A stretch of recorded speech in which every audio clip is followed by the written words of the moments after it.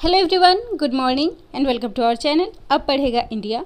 तो आज है 5 अगस्त और आज के करंट अफेयर के जितने भी मोस्ट इंपॉर्टेंट क्वेश्चन हैं जो आपके आने वाले एग्जाम्स के लिए काफ़ी इंपॉर्टेंट हो सकते हैं, इस वीडियो में डिस्कस करेंगे। और इसके साथ ही एसपीडी की करंट अफेयर के पिछले 6 महीने की रिवीजन क्लासेस चल रही है, आप लोग उसे भी फॉलो कीजिएगा, उस वीडियो को भी आप लोग सपोर्ट कीजिएगा। तो चलिए स्टार्ट करते हैं आज के करंट अफेयर का फर्स्ट क्वेश्चन। और अगर आप चैनल पर नए हैं तो प्लीज़ चैनल को सब्सक्राइब कर लीजिए, बेल आइकन प्रेस कर लीजिए ताकि आने वाले नए नोटिफिकेशन आप तक पहुँच सके। तो चलिए स्टार्ट करते हैं इस वीडियो का फर्स्ट क्वेश्चन। आज का पहला क्वेश्चन है, हाल ही में इब्राहिम रायसी किस देश के राष्ट्रपति नियुक्त हुए हैं? तो इसका राइट आंसर होगा option A, Iran. Ibrahim Raisi Iran के नए राष्ट्रपति बनाए गए हैं। तो यहाँ बात हो रही है ईरान की, जिसे सन 1935 तक फारस यानी कि पर्सिया के नाम से जाना जाता था। ईरान को 1979 में एक इस्लामिक गणराज्य घोषित किया गया था, जिसकी राजधानी है तेहरान, करेंसी है रियाल। और इस क्वेश्चन में बात हो रही है राष्ट्रपति की नियुक्ति की, जो कि हाल ही में इब्राहिम राइस ईरान के नए राष्ट्रपति बने हैं, जबकि पेरू के राष्ट्रपति हाल ही में पेड्रो कैस्टिलो को बनाया गया है। मंगोलिया के राष्ट्रपति बने हैं उखना खुरेलसुख। दक्षिण कोरिया के राष्ट्रपति हैं मून जे इन। वहीं सीरिया के राष्ट्रपति बने हैं बशर असद। केन्या के राष्ट्रपति हैं उरहू केन्याट। कांगो गणराज्य के राष्ट्रपति हैं सासो नगेसो। और जर्मनी के राष्ट्रपति हैं फ्रैंक वाल्टर स्टेनमियर, जबकि फ्रांस के राष्ट्रपति हैं इमैनुअल मैक्रोनी। अगला क्वेश्चन है, हाल ही में किस बैंक को एजेंसी बैंक के रूप में सूचित किया गया है? तो इसका राइट आंसर होगा ऑप्शन सी, इंडसइंड बैंक को। हाल ही में इंडसइंड बैंक एजेंसी बैंक के रूप में सूचीबद्ध हुआ है और इसे आरबीआई ने सरकारी व्यवसायों से संबंधित लेन देन के लिए एजेंसी बैंक के रूप में सूचीबद्ध किया है। इसके साथ ही यह बैंक केंद्र और राज्य सरकार की ओर से सामान्य बैंकिंग व्यवसाय करने के लिए देश के निजी बैंकों में भी शामिल हुआ है। यहाँ बात हो रही है इंडसइंड बैंक की, जिसके सीईओ हैं सुमंत कथपालिया। इसका मुख्यालय है पुणे, महाराष्ट्र में, और इसके संस्थापक हैं एसपी हिंदुजा। और इस बैंक की स्थापना हुई थी अप्रैल 1994 में मुंबई के पुणे में। इसने हाल ही में एक digital lending platform Indus easy credit को लॉन्च किया है। क्वेश्चन में बात हो रही है आरबीआई की, यानी कि रिजर्व बैंक ऑफ इंडिया की, जिसकी स्थापना हुई थी 1 अप्रैल 1935 को। इसका मुख्यालय है मुंबई, महाराष्ट्र में, और इसके वर्तमान गवर्नर हैं शक्तिकांत दास, जो आरबीआई के 25वें गवर्नर हैं। आरबीआई के 24वें गवर्नर थे उर्जित पटेल। आरबीआई के प्रथम गवर्नर थे सर असबॉर्न स्मिथ। और आरबीआई के 15वें गवर्नर थे भारत के पूर्व प्रधानमंत्री मनमोहन सिंह। अगला क्वेश्चन है, हाल ही में किस देश के पूर्व कप्तान पारस खाड़का ने अंतर्राष्ट्रीय क्रिकेट से संन्यास की घोषणा की है? तो इसका राइट आंसर होगा ऑप्शन सी, नेपाल। पारस खाड़का नेपाल के रहने वाले हैं, जिन्होंने हाल ही में अंतर्राष्ट्रीय क्रिकेट से संन्यास की घोषणा की है। और उन्होंने अपने अंतर्राष्ट्रीय कैरियर में 10 वनडे और 33 T20 अंतर्राष्ट्रीय मैच खेले हैं। तो यहाँ बात हो रही है नेपाल की, जो विश्व के प्रतिशत के आधार पर सबसे बड़ा हिंदू राष्ट्र है। इसके साथ ही संसार का सर्वोच्च शिखर सागरमाथा, जिसे एवरेस्ट के नाम से जाना जाता है, नेपाल और चीन की सीमा पर स्थित है। नेपाल की राजधानी है काठमांडू। प्रधानमंत्री हैं शेर बहादुर देउबा और राष्ट्रपति हैं विद्या देवी भंडारी, और करेंसी है नेपाली रुपया। और हाल ही में नेपाल के कामी रीता ने 25वीं बार एवरेस्ट फतह कर एक रिकॉर्ड स्थापित किया है। नेक्स्ट क्वेश्चन है, हाल ही में टोक्यो ओलंपिक में लौलीना बोर्गोहेन ने कौन सा पदक जीता है? तो इसका राइट आंसर होगा ऑप्शन सी, कांस्य पदक। टोक्यो ओलंपिक में लौलीना बोर्गोहेन ने हाल ही में कांस्य पदक जीता है और इसी के साथ वे ओलंपिक में कांस्य पदक जीतने वाली दूसरी मुक्केबाज बन गई हैं। उनसे पहले MC मैरी कॉम ने ओलंपिक में कांस्य पदक जीता था और वर्तमान में भारत ने इस टोक्यो ओलंपिक में 3 पदक जीते हैं, जिसमें 1 रजत पदक और 2 कांस्य पदक जीता है। जिसमें रजत पदक जीता है मीराबाई चानू ने भारोत्तोलन में, जबकि कांस्य पदक जीता है पीवी सिंधु ने बैडमिंटन में, और दूसरा कांस्य पदक जीता है लौलीना बोर्गोहेन ने मुक्केबाजी में। अगला क्वेश्चन है 6 अगस्त को एससीओ के 8वें न्याय मंत्रियों की बैठक में भारत की मेजबानी किसके द्वारा की जाएगी? तो इसका राइट आंसर होगा ऑप्शन बी, किरण रिजिजू। तो किरण रिजिजू 6 अगस्त को होने वाले एससीओ की 8वें न्याय मंत्रियों की बैठक में भारत की अध्यक्षता करेंगे, और इस समिट में कानून और न्याय मंत्री किरण रिजिजू के साथ ही राज्य मंत्री प्रोफेसर एसपी सिंह बघेल भी शामिल होंगे।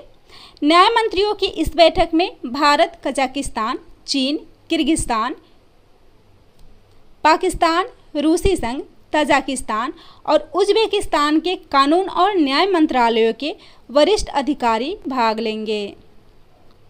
तो यहाँ बात हो रही है एससीओ की, जिसका फुल फॉर्म होता है संघाई कोऑपरेशन ऑर्गेनाइजेशन, यानी कि संघाई सहयोग संगठन, जिसे संघाई पैक्ट भी कहा जाता है।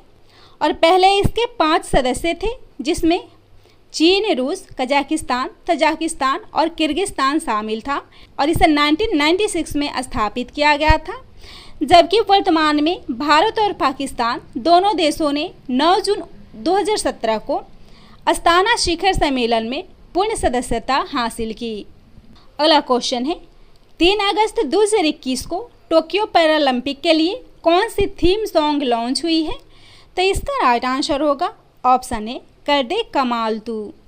तो हाल ही में 3 अगस्त 2021 को टोक्यो ओलंपिक में पैरालंपिक के लिए कर दे कमाल तू नाम से एक थीम सॉन्ग लॉन्च हुई है, और इसको लॉन्च किया है खेल मंत्री अनुराग ठाकुर ने, जबकि इसकी रचना की है एक दिव्यांग क्रिकेटर खिलाड़ी संजीव सिंह ने। साथ ही इस सॉन्ग को इनके द्वारा गाया भी गया है।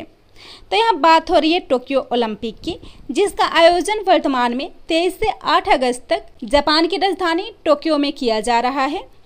और इस ओलंपिक में भारतीय खिलाड़ियों को प्रोत्साहित करने के लिए एक चीयर सॉन्ग लॉन्च किया गया था, जिसका नाम है हिंदुस्तानी वे, जो AR रहमान ने अनन्या बिरला के सहयोग से इस सॉन्ग को गाया है। वही अंतर्राष्ट्रीय ओलंपिक समिति ने अपने आदर्श वाक्य फास्टर, हायर और स्ट्रॉन्गर को बदलकर फास्टर, हायर, स्ट्रॉन्गर टुगेदर कर दिया है। जबकि इस बार ओलंपिक का शुभंकर है मिराई टोवा और सोमेती, जो इंडिगो ब्लू रंग का पैटर्न लिए हुए है। और यहाँ मिराई तोवा का अर्थ होता है, जिसमें मिराई का अर्थ होता है भविष्य और तोवा का अर्थ होता है अनंत काल। और मिराई तोवा एक जापानी वाक्य है। और इस बार इस ओलंपिक में 5 नए खेल शामिल किए गए हैं, जिसमें surfing, skateboarding, sports climbing, karate और बेसबॉल शामिल है। अगला क्वेश्चन है शहरोज काशिफ किस माउंटेन को फतह करने वाले सबसे कम उम्र के पर्वतारोही बने हैं? तो इसका राइट आंसर होगा ऑप्शन बी, K2। तो शहरोज काशिफ K2 को फतह करने वाले सबसे कम उम्र के पर्वतारोही बने हैं। और शहरोज काशिफ 19 वर्षीय एक पाकिस्तानी हैं। इससे पहले इन्होंने 17 साल की उम्र में 12वें सबसे ऊंचे पर्वत ब्रॉड पीक को फतह किया था, जिसकी चौड़ाई 8047 मीटर है। वहीं काशिफ माउंट एवरेस्ट पर चढ़ने वाले 5वें पाकिस्तानी बने हैं। साथ ही उन्होंने दुनिया के सबसे कम उम्र के पर्वतारोही का खिताब जीता है। काशिफ से पहले साजिद सतपारा, जो कि 20 साल की उम्र में K2 पर चढ़ने वाले सबसे कम उम्र के व्यक्ति थे। तो यहाँ बात हो रही है K2 यानी कि माउंट गॉडविन ऑस्टेन की, जिसका जो विश्व का दूसरा सबसे ऊंचा पर्वत है। यह पाकिस्तान के गिलगित बल्तिस्तान क्षेत्र में चीन द्वारा नियंत्रित काराकोरम पर्वतमाला की बाल्तोरो मुतजाग उप श्रृंखला में स्थित है। इसकी ऊंचाई 8611 मीटर है और एवरेस्ट के बाद यह पृथ्वी पर दूसरा सबसे उच्चतम चोटी है। अगला क्वेश्चन है भारतीय जीवन बीमा निगम के प्रबंध निदेशक हाल ही में कौन नियुक्त हुई है? तो इसका राइट आंसर होगा option C, mini आईपे। Mini आईपे Bharatiya Jeevan बीमा निगम के प्रबंध निदेशक के रूप में हाल ही में नियुक्त हुई है। और वे इस पद को संभालने से पहले LIC ऑफ इंडिया की कार्यकारी निदेशक, साथ ही कानूनी विभाग में भी शामिल थी। मीनी आईपी LIC की पहली महिला जोनल मैनेजर थी। बात हो रही है LIC की, यानी कि life insurance corporation of India की, जिसे भारतीय जीवन बीमा निगम कहते हैं, और यह भारत की सबसे बड़ी जीवन बीमा कंपनी है।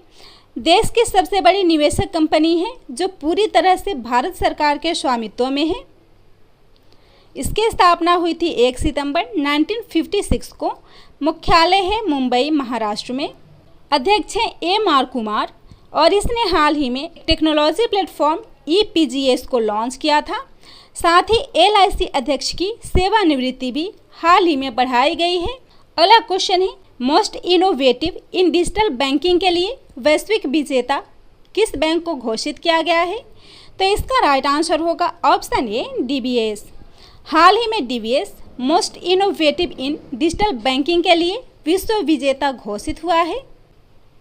और वित्तीय टाइम्स प्रकाशन द बैंकर के द्वारा 2021 का innovation in digital banking award जारी किया गया है, जिसमें DBS को मोस्ट इनोवेटिव इन डिजिटल बैंकिंग के लिए वैश्विक विजेता चुना गया है।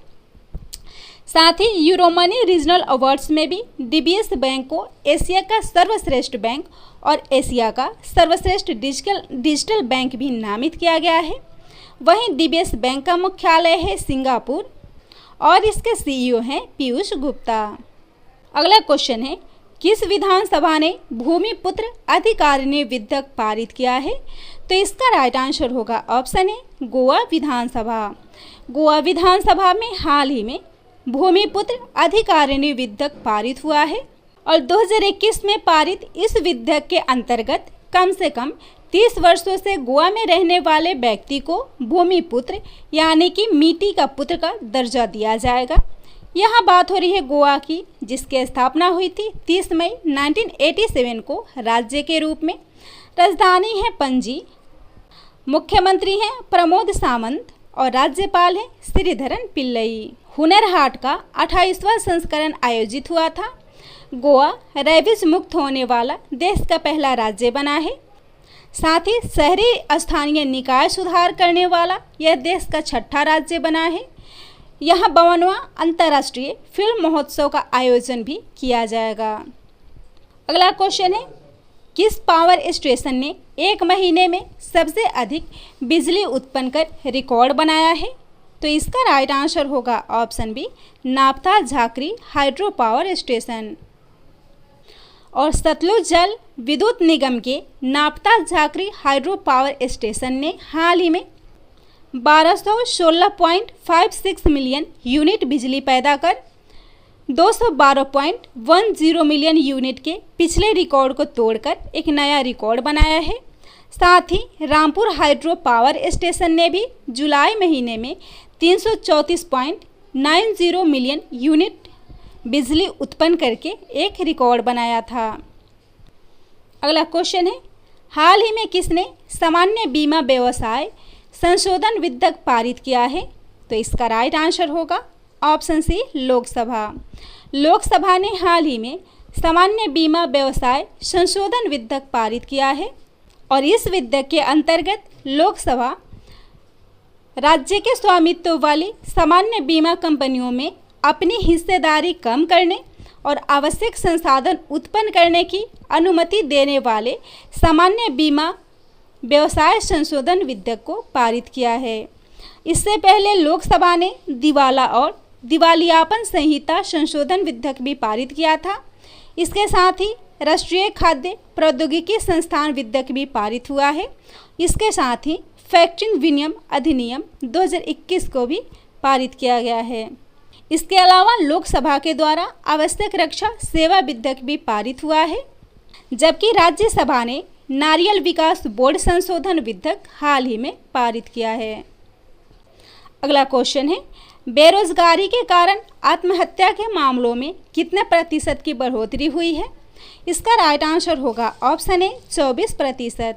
तो हाल ही में आई रिपोर्ट के अनुसार वर्ष 2016 से 19 तक बेरोजगारी के कारण आत्महत्या के मामलों में 24% की बढ़ोतरी हुई है, जबकि 2019 में बेरोजगारी की वजह से 2,851 लोगों ने आत्महत्या की है और यह आंकड़ा 2016 में 2,298 था। वहीं बेरोजगारी की वजह से कर्नाटक राज्य में 2019 में सबसे अधिक यानी कि 553 लोगों ने आत्महत्या की है और इस रिपोर्ट को जारी किया है राष्ट्रीय अपराध रिकॉर्ड ब्यूरो ने। और आज का लास्ट क्वेश्चन है, संपत्ति कर सर्वेक्षण डेटा के लिए किस राज्य को ड्रोन की अनुमति दी गई है? तो इसका राइट आंसर होगा ऑप्शन ए हरियाणा। हाल ही में हरियाणा में संपत्ति कर सर्वेक्षण डेटा के लिए ड्रोन की अनुमति मिली है और इसे नागरिक उड्डयन मंत्रालय के द्वारा यह अनुमति दी गई है। हरियाणा के शहरी स्थानीय निकाय निदेशालय को 1 वर्ष के लिए ड्रोन के उपयोग की अनुमति मिली है। यहाँ बात हो रही है हरियाणा की। राजधानी है चंडीगढ़, मुख्यमंत्री हैं मनोहर लाल खट्टर, राज्यपाल है बंडारू दत्तात्रेय और 2022 का खेलो इंडिया यूथ गेम्स का आयोजन हरियाणा में किया जाएगा। यहाँ हाल ही में पेड़ों की सुरक्षा के लिए प्राण वायु देवता पेंशन योजना शुरू हुई है। विश्व की पहली विद्युतीकृत कंटेनर सुरंग भी हरियाणा में बनाई जा रही है और वही भारत का पहला ग्रेन एटीएम भी यहाँ पे हरियाणा के गुरुग्राम में स्थापित हुआ है और लाल डोरा से मुक्त होने वाला देश का पहला गांव भी हरियाणा से है। तो यह था आज के करेंट अफेयर का मोस्ट इम्पोर्टेंट क्वेश्चन। अगर वीडियो पसंद आता हो तो वीडियो को शेयर कीजिएगा, चैनल को सब्सक्राइब कीजिएगा।